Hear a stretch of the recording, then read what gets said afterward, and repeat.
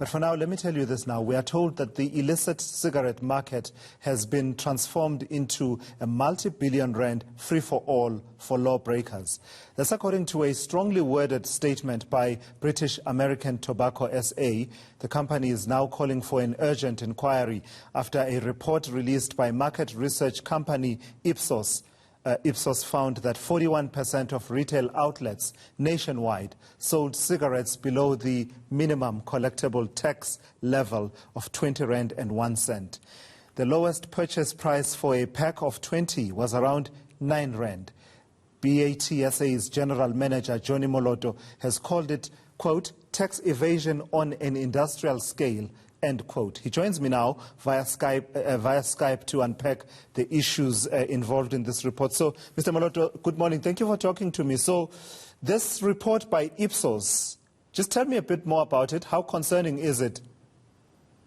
Yes, thank you very much, Thulasizwe, and thanks for having us on the show. I think the reason why we commissioned the study is because coming straight out of the lockdown and the sales ban, the challenge and the size of the illicit market was something that we knew had a huge impact on the industry, but we wanted to come with empirical evidence to demonstrate to government that all our concerns that we raised even throughout the period of the sales are based on actual evidence that the illicit trade has gone out of control.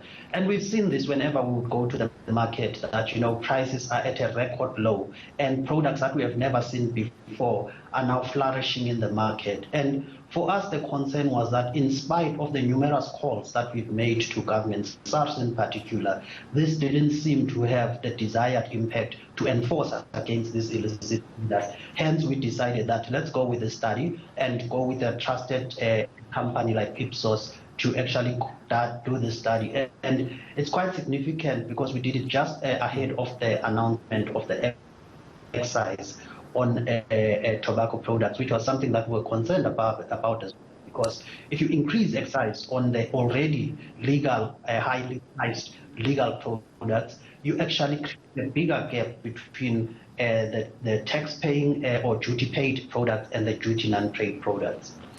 So for those of us who are not involved in the intricacies of your industry, of the tobacco market, tell us what this means when you talk about minimum collectible tax rate. Is it the case that anyone selling cigarettes at below that price, that 20 rand 1 cent price, there's absolutely no way that they can be selling a pack of 20 at that price unless they are not paying the requisite tax to the receiver? That is correct, because if you add the excise value of that, which is 17 before the new excise was announced on the 24th of February, it was 1740 plus VAT, it comes to 20 rand and 1 cent. So if you find, as you did in your introduction, a pack selling for 9 rand, how could tax have been paid on that pack? You know, there is no way that anybody would have been working as a philanthropy organization giving product for free. That should raise alarm bells on its own to the authorities to say something is amiss here. How could these individuals have paid tax, even if it was to be discounts and accounting for stock theft that would have flown into the market? But at the scale, which we now call an industrial scale, where it's found in every corner, that is quite concerning. 41% to Thulasizwe is quite high. You know, in any sector, if the motor industry sector, for example, were to be saying that 41% of vehicles in this country are stolen cars, that is something quite significant and alarming. And this is exactly what we're saying, that this is quite alarming, that you can't have an industry that has gone so rampant in terms of, you know, not compliance with the law. The Tax Justice South Africa founder, Yusuf Abramji, calls it nothing less than organized crime, which is robbing decent South Africans of billions of rand desperately needed to save lives and rebuild our shattered economy. I see that in the study you actually mention specific brands that, you know, ordinary customers will see when they walk into supermarket and other retail entities. If this is known to be happening and these brands are on the shelves, why do you believe there's been no action? I mean, I believe that this is not the first time that you've raised this issue. That is exactly the question we're asking to the authorities. That we've seen Mr. Abramji's show that flighted a couple of weeks ago on Crime Watch that did an expose on the industry. And this study that we commissioned as well, it was a simple one. You know, the mystery shoppers simply went into various retail outlets across different channels and just simply said, just give me your cheapest pack of cigarettes. And these are easy to buy. Can you imagine if a consumer can just walk into a store like that? Why is it so difficult for the authorities not to be able to actually arrest the perpetrators? And not only that, we're not talking about what we've seen as disruption here and there, you know, a few low-ranking, criminals being caught, and we want prosecution. Surely there must be a source of where these cigarettes come from.